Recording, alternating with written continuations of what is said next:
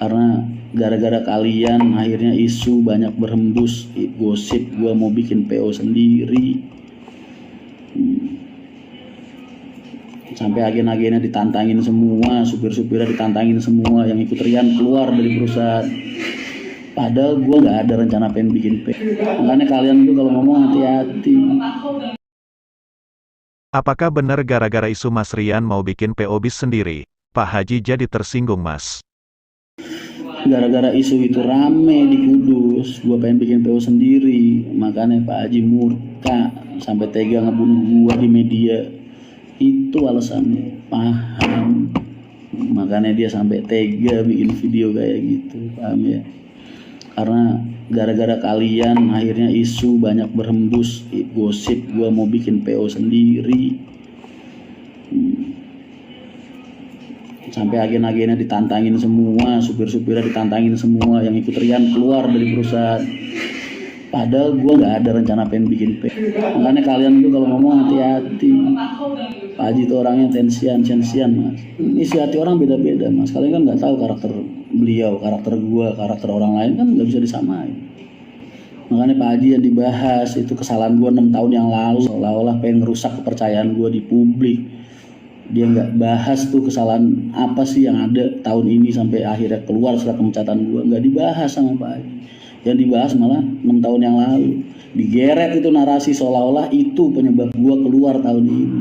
Padahal beda banget masalahnya, jauh banget, gak ada hubungan sama sekali. Jadi tujuannya yang dipukul mundur itu investor gua. Siapa yang mau kerja sama Rian sih? Siapa sih yang mau percaya sama Rian? Kalau udah gua jelek-jelekin masalah duit, ibaratnya begitu. Paham?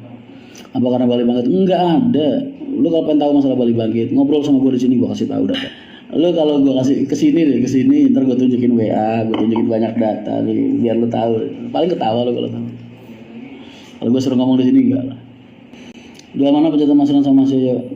Aku mas, yang dipecat itu aku duluan. Udah gitu ada bahasa lah, kasarannya.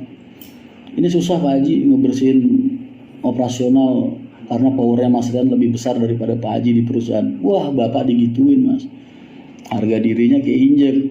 Pecatin lah contoh ring 1 operasional gua Yoyo dipecat, salah satu wakil divisi gua Joko dipecat. Itu buat contoh.